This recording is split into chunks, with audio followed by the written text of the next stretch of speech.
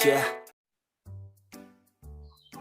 Assalamualaikum warahmatullahi wabarakatuh. Baiklah, perkenalkan kami dari kelompok 4 yang beranggotakan Ayu Permata Bunda, Diki Putra Novealis, Nadia Sri Aulia, dan Nilan Via Monica.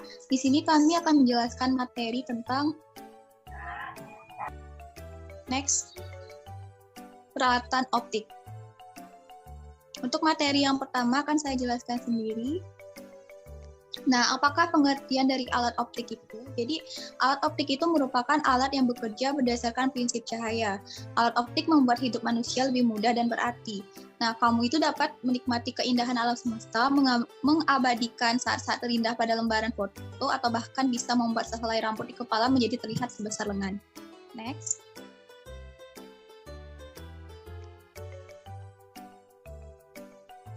Macam-macam alat optik. Nah, macam-macam alat optik itu ada mata. Nah, di mata itu ada bagian-bagian mata, yaitu kornea, pupil, iris, aqueous, dan lensa. Bisa teman-teman baca dan lihat gambarnya seperti yang ada di layar. Next, Diki. Selanjutnya adalah proses terlihatnya benda oleh mata. Jadi proses terlihatnya benda oleh mata yaitu benda yang berada di depan mata memantulkan cahaya. Cahaya tersebut masuk ke mata melalui pupil yang kemudian akan dibiaskan oleh lensa mata sehingga terbentuk bayangan pada retina. Oleh saraf, bayangan yang tadi diteruskan ke pusat saraf atau otak sehingga kita dapat terkesan melihat benda seperti gambar yang ada di layar. Next, Diki. Selanjutnya adalah daya akomodasi mata. Daya akomodasi mata itu seperti yang ada di gambar, ada mata memandang benda berjarak. Mata itu dapat mencembung ataupun memipih secara otomatis karena adanya otot akomodasi atau otot siliar. Agar benda atau objek dapat terlihat jelas, objek itu harus terletak pada daerah penglihatan mata, yaitu antara titik dekat dan titik jauh mata. Lanjut, Diki. Jenis-jenis cacat mata dan cara menanggulanginya. Yang pertama itu jenis-jenis cacat matanya, yaitu ada rabun jauh atau miopi, ada rabun dekat, hipermetropi, ada mata tua atau presbiopi, dan astigmatisme, dan selanjutnya adalah katarak dan glaukoma.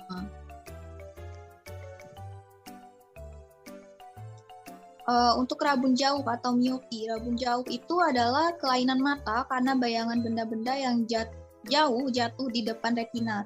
Hal ini terjadi karena lensa mata tidak dapat menipis dengan baik. Rabun jauh itu memiliki titik dekat dari 25 cm dan titik jauh pada jarak tertentu. Rabun jauh dapat melihat dengan jelas pada jarak 25 cm, tetapi tidak dapat melihat benda-benda jauh dengan jelas. Cacat mata miopi dapat diatasi dengan menggunakan kacamata lensa cekung. Lensa cekung akan mencerahkan cahaya sebelum masuk ke mata. Untuk rumus lensa cekung miopi adalah F sama dengan min PR, di mana P sama dengan minus 100 dikurang PR, di mana P itu adalah kekuatan atau daya lensa dalam satuan dioptri, dan F adalah jarak fokus lensa dalam meter, dan PR adalah titik jauh dalam sentimeter. Lanjut.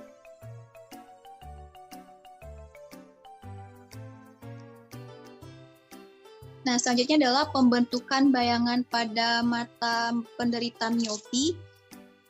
Nah, untuk mata normal bisa teman-teman lihat di gambar. Ada juga untuk miopi setelah diberi lensa. Selanjutnya itu selanjutnya penjelasan selanjutnya akan dijelaskan oleh Ayu. Kepada Ayu, saya silakan. Rabun dekat atau hipermetropi. Penderita hipermetropi tidak dapat melihat benda-benda yang jaraknya dekat. Penderita hipermetropi dapat ditolong menggunakan kacamata berlensa cembung. Rabun dekat disebabkan oleh lensa mata terlalu pipih. Titik api lensa berada di belakang retina sehingga mata tidak dapat melihat benda-benda yang dekat. Rumus untuk menentukan rabun dekat hipermetropi ini ada seperti yang ada di gambar, di mana S sama dengan jarak benda ke lensa dalam satuan meter, S. aksen jarak bayangan benda ke lensa, dan F. jarak fokus ke lensa. Lanjut.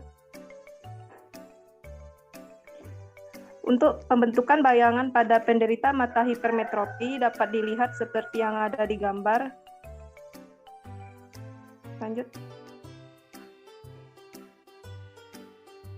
Hubungan antara daya lensa dan kekuatan lensa memenuhi persamaan sebagai berikut, yaitu P sama dengan 100 per F, di mana P adalah kekuatan atau daya lensa dalam satuan dioptri, dan F adalah jarak fokus lensa dalam satuan meter.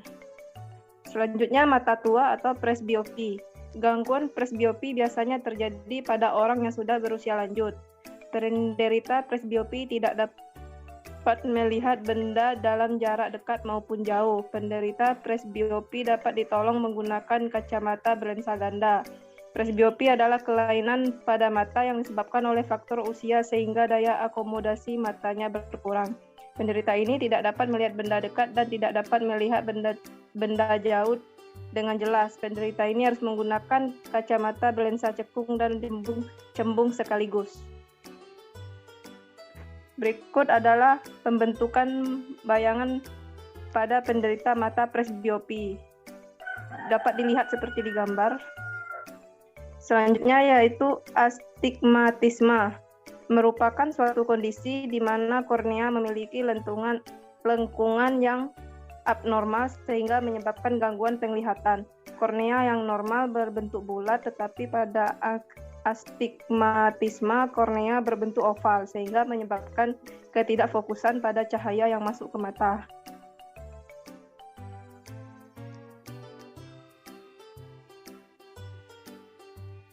Pembentukan bayangan pada penderita mata astigmatisme dapat dilihat seperti yang ada di gambar. Katara dapat mempengaruhi jarak pandang mata dan mata silau. Katara umumnya tidak menyebabkan iritasi atau rasa nyeri. Katara dapat terjadi karena penyakit-penyakit darah atau pembuluh darah pula. Terapi pada katara adalah mutlak operasi. Tidak ada cara lain hingga saat ini selain operasi yang dapat menghilangkan katarak. Nah, ini adalah bentuk penderita mata katarak. Next, Diki. Selanjutnya yaitu ada glaukoma. Glaukoma adalah kelompok penyakit mata yang disebabkan oleh tingginya tekanan bola mata sehingga menyebabkan rusaknya saraf optik yang membentuk bagian-bagian retina di belakang bola mata. Saraf optik menyambung jaringan-jaringan penerima cahaya atau retina dengan bagian dari otak yang memproses informasi penglihatan. Glaukoma adalah bagian penyakit mata yang menyebabkan proses hilangnya penglihatan, tetapi proses ini dapat dicegah dengan obat-obatan. Next, Diki.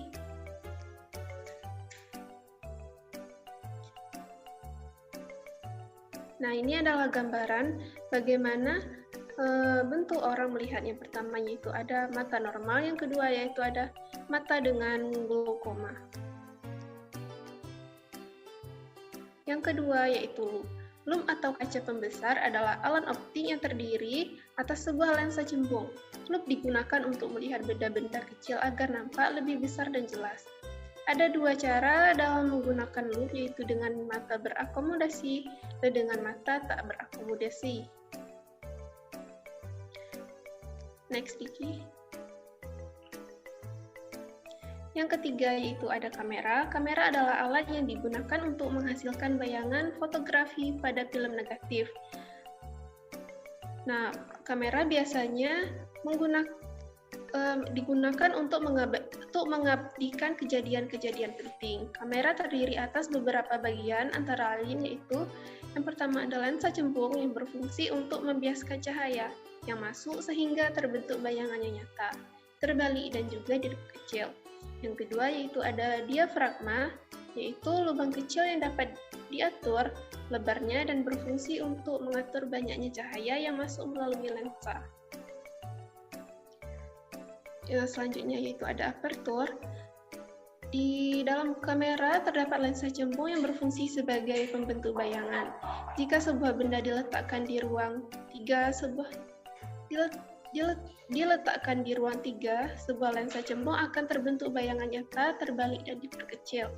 Antara kamera dan mata manusia terdapat persamaannya, yaitu benda yang diambil oleh kamera dan benda yang dilihat oleh mata manusia berada di ruang 3 dan lensa kamera atau lensa mata, sehingga terbentuk bayangan yang sifatnya nyata, terbalik dan diperkecil. Nah, pada kamera, bayangan ini diusahakan jatuh tepat di plat film yang mempunyai sifat sangat peka terhadap cahaya. Jika plat film yang peka cahaya ini dikenai cahaya, maka plat film mengalami perubahan kimia sesuai dengan cahaya dan benda di depan kamera. Baiklah, selanjutnya akan dijelaskan oleh Diki Noviardis.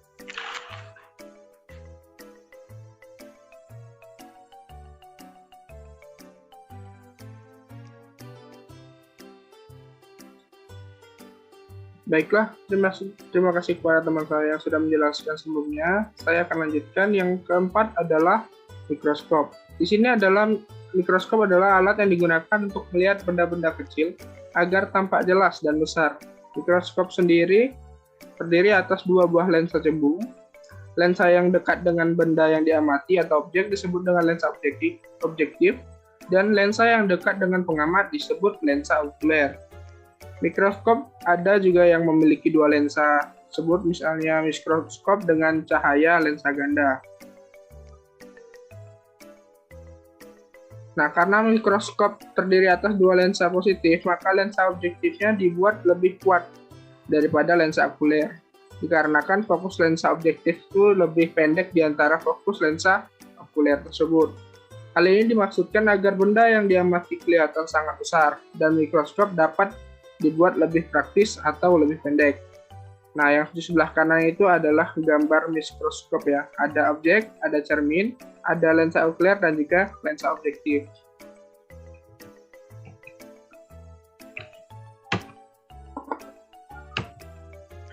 Lanjut ke pembesaran mikroskop. Pada pembesaran mikroskop adalah hasil kali pembesaran lensa objektif dan pembesaran lensa okuler, sehingga dirumuskan seperti di gambar. Karena lensa okuler mikroskop berfungsi seperti loop, pembesaran mikroskop dirumuskan sebagai berikut. Yang pertama ada A, pembesaran mikroskop pada saat mata berakomodasi maksimum. Yang kedua ada, agar mata berakomodasi maksimum, jarak lensa objektif dan lensa okuler yang dirumuskan seperti berikut. Keterangannya adalah M ini adalah pembesaran mikroskop, M MOB adalah pembesaran oleh lensa objektif, SN adalah titik dekat mata, dan FOK jarak fokus lensa okuler, dan S aksen OB jarak bayangan oleh lensa objektif, SOB jarak benda di depan lensa objektif, dan D adalah jarak lensa objektif dan lensa okuler.